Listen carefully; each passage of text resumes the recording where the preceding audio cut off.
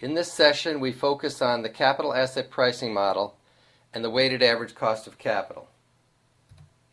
We start with the company cost of capital and its relationship to the capital asset pricing model, the risk of the businesses in the company, and the weighted average cost of capital. Then we move to measuring beta and the cost of equity. And we conclude by introducing the project cost of capital.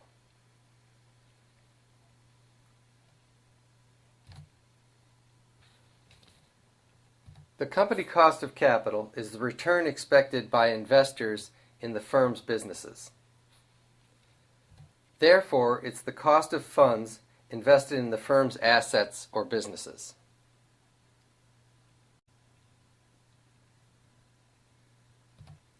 Expected return and therefore the cost of funds depend on the average risk of the firm's businesses as measured by beta.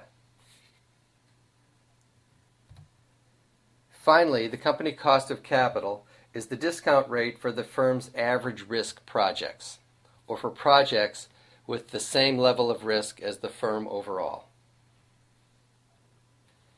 This graph shows that the determination of the company cost of capital depends on the security market line and the risk of the firm as measured by beta. Suppose we have a firm with a beta of 0.96 and we have a security market line that starts with a risk-free rate of 4% and goes up with this slope. We read the company's cost of capital as that given by or associated with a beta of 0.96, and in this case the company's cost of capital is 10.7%. We'll spend a fair amount of time in this session seeing how this beta of 0.96 yields a company cost of capital of 10.7%. In doing so, we'll be using the capital asset pricing model, which, to review from last session, is equal to the risk-free rate plus beta times the market risk premium.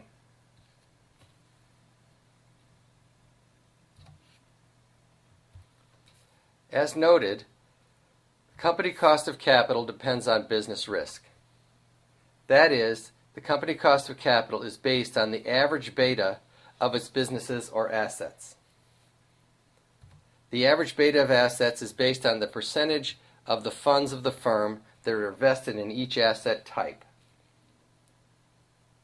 So let's take an example of a firm with three types of assets: assets in risky ventures, assets in moderate risk ventures, and assets in low risk investments. Let's say the firm has 1/3 of its money invested in each type of asset. And let's further say that the risky ventures have a beta of 1.4, that is higher than 1. The moderate risk businesses or assets have a beta of 0.96, and the low risk assets have a beta of 0.58. Given these numbers, the average beta of the assets of the firm will be 0.96. We're going to use this beta in the determination of the company cost of capital.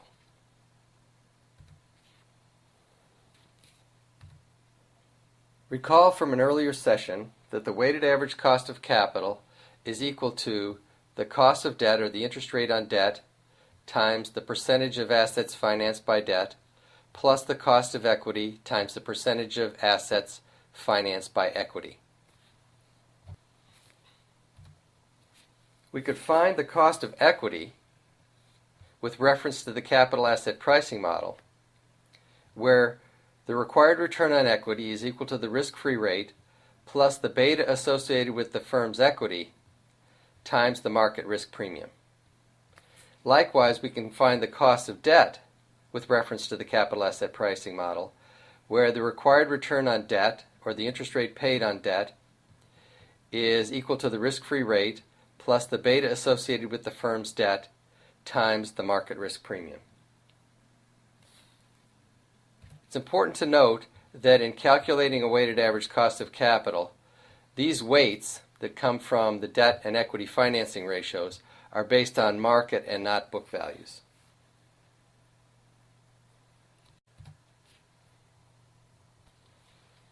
Here we show graphically the relationship between beta and required return.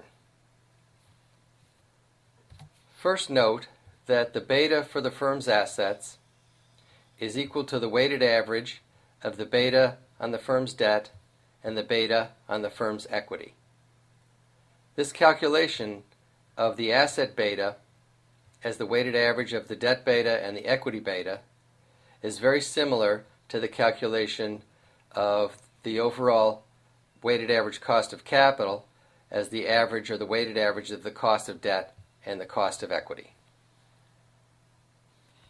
As the graph indicates, we have a firm with a beta on debt of 0.3, which yields a required return on debt of 6.1%, a beta on assets of 0.96, which gives us our 10.7% return on assets, or required return on the firm as a whole, and a beta on equity of 1.4, which gives us a required return on equity in the firm of 13.8%. We're back to the Excel file that we've been using throughout the course. This worksheet is entitled Capital Asset Pricing Model and Weighted Average Cost of Capital. I've indicated up here some parameters that are associated with the security market line that was in the previous slide that we looked at. So let's say we have a risk-free rate of 4% and we have a market risk premium of 7%, so that the return on a diversified portfolio of stocks in the market would be 11%. Our hypothetical firm has a balance sheet characterized by, or described by, $4,000 in debt, $6,000 in equity, and $10,000 in assets. As indicated on the previous slide, the beta for debt is 0.3, the beta for equity is 1.4, and the beta for assets is 0.96.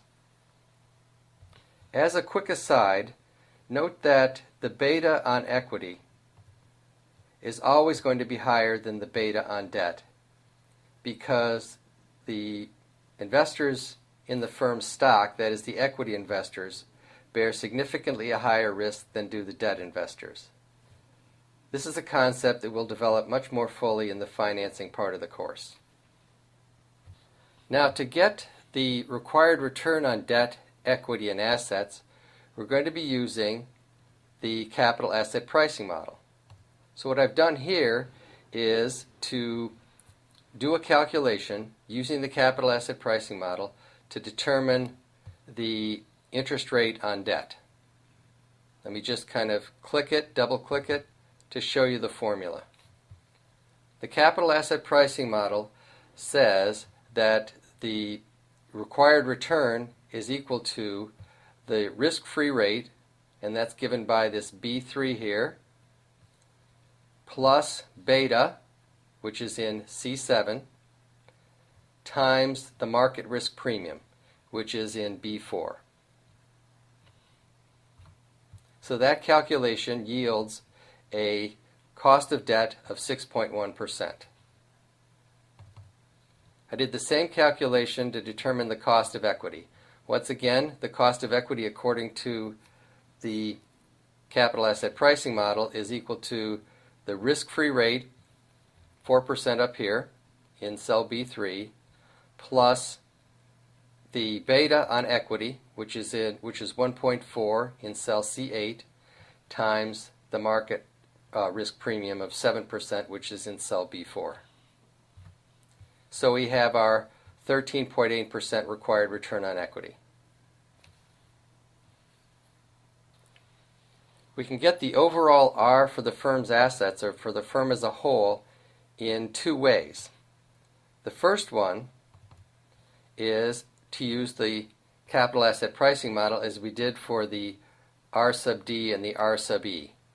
And once again, using the capital asset pricing model, the overall discount rate for the firm's assets is equal to the risk-free rate plus beta for assets times the market risk premium. The other way to calculate the company cost of capital, or the discount rate for the firm's assets, is to use the weighted average cost of capital formula, which I've done in this cell. So note that I've applied the weighted average cost of capital formula, which is equal to in D7, the interest rate on debt times the debt financing ratio, which is debt divided by assets, plus the required return on equity, which is our 13.8% in cell D8, times the percentage of assets financed by equity, which is equity over assets. Note that using the weighted average cost of capital calculation gives us the same overall company cost of capital as does using the capital asset pricing model.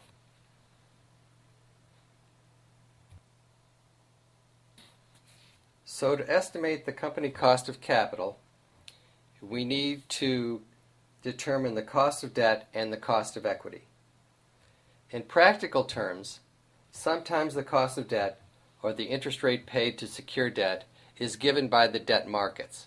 That is, you can go to the debt markets and determine the rate that you have to pay to borrow funds to support the firm or a particular project.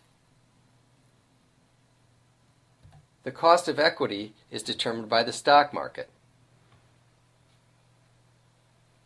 What's typically done is to perform regression analysis on stock market data to determine the beta for a particular firm and thereby to measure the cost of equity. The return on equity is given as the risk-free rate plus the beta on equity times the market risk premium. So the regression analysis puts data in that shows the market risk premium, includes the risk-free rate, and has historical information on the return on equity that the firm has paid. And then the estimate that comes out is just a slope coefficient, beta, for equity.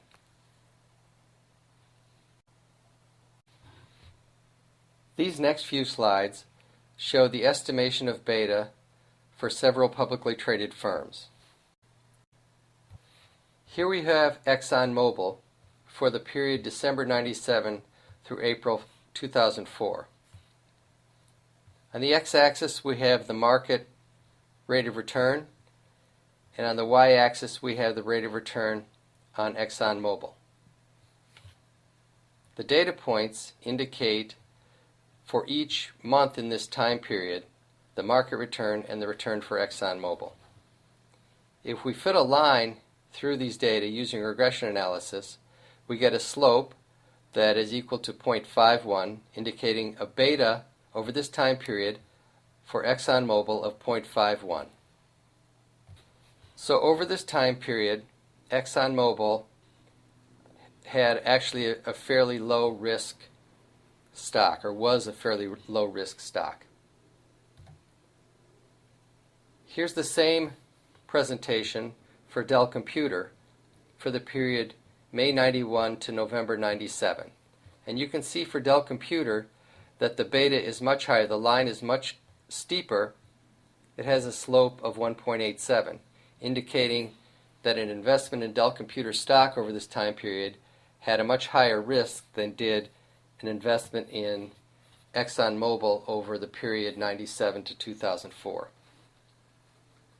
The next presentation is for Dell Computer, the period 97 to 2004.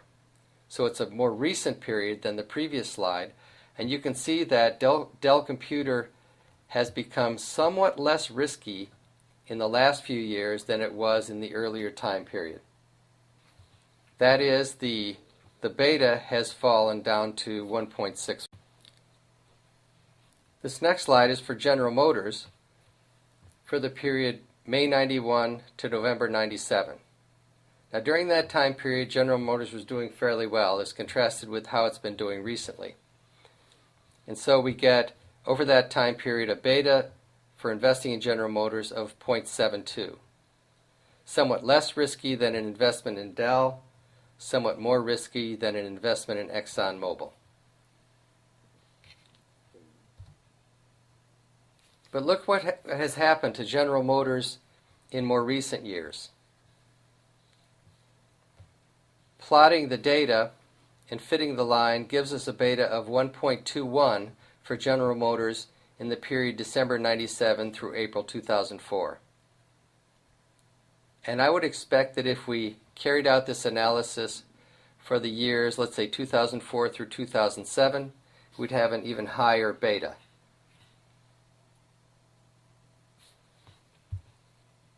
The key points are that the beta on a firm's investment depends on the relative risk of that investment. And for General Motors, the risk of return on investment has gone up over, let's say, the last several years, indicating that, or resulting in, a higher beta.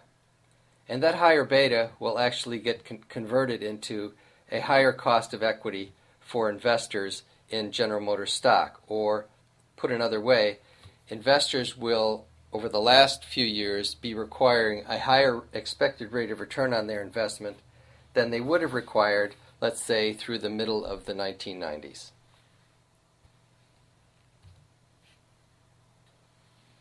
Now let's see how an equity beta is converted into a required return on equity or a cost of equity. Let's use a hypothetical example for General Motors based on the numbers that we just looked at. We're going to apply the capital asset pricing model. In the previous slide, we had a beta for equity in General Motors of 1.21. Let's say that over that time period, the risk-free rate was 3.3% and that the market risk premium was 8%. If we plug these numbers into the capital asset pricing model, we get a required return on equity for investing in General Motors of 13%. Now let's use this estimate of the cost of equity to determine the weighted average cost of capital for GM. Once again, this is a hypothetical example. Here's our weighted average cost of capital formula. We have a required return on equity or a cost of equity of 13%. Let's assume that the cost of debt for GM is 8%. Further, let's assume that GM is financed by 60% equity and 40% debt. Then the weighted average cost of capital calculation gives us a company cost of capital for GM in this time period of 11%. This 11% rate is the starting point for determining the discount rate for GM's evaluation of a new business opportunity.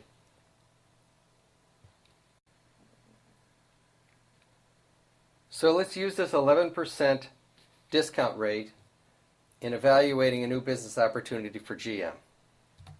Let's say that GM is evaluating an investment in a new car division, which we'll call a green car division, because GM wants to get with the green movement and become more environmentally acceptable. I've entitled this worksheet Evaluation of Project Green by General Motors. It's a new venture evaluation, and first we're going to assume that this new venture carries the same risk as GM's current business lines. GM has an equity beta of 1.21, which corresponds to a return on equity of about 13%. It's got a debt beta of 0.588, which gives it a cost of debt of 8%. Now you can check my calculations for the cost of debt and the cost of equity just by looking at my formulas here.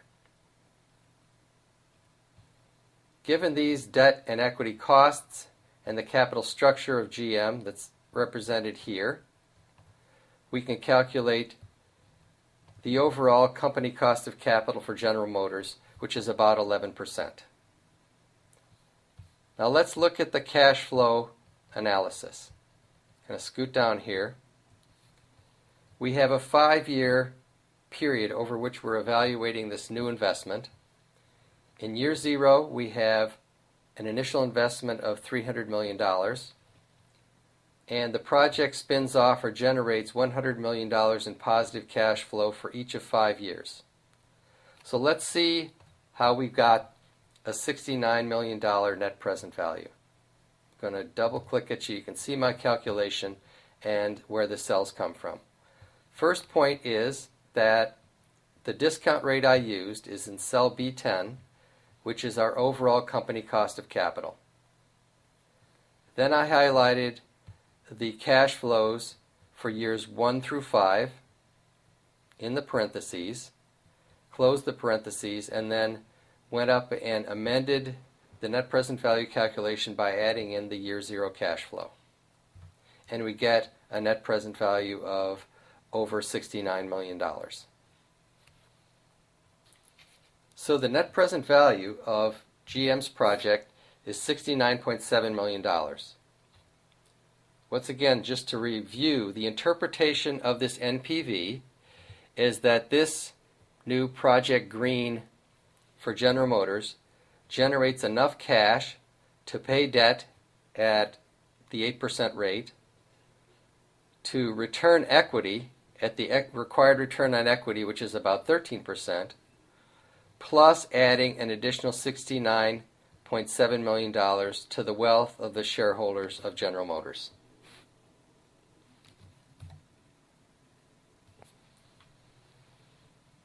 Before we end this session, I want to introduce the concept of the project cost of capital. When evaluating a new business opportunity, such as Project Green for General Motors, we have to think about the project risk in determining the appropriate cost of capital to use, or the appropriate discount rate. In selecting a project cost of capital, we typically start with the company cost of capital. And if, as we assumed initially for Project Green, the project has the same level of risk as the firm, then the company cost of capital is the correct discount rate to use in evaluating this new business opportunity. But if the project entails more or less risk, or higher levels or lower levels of risk than the firm's current lines of business, then we have to adjust the discount rate to reflect the higher or lower level of risk. So in the next session, we're going to be covering methods of adjusting for risk differences.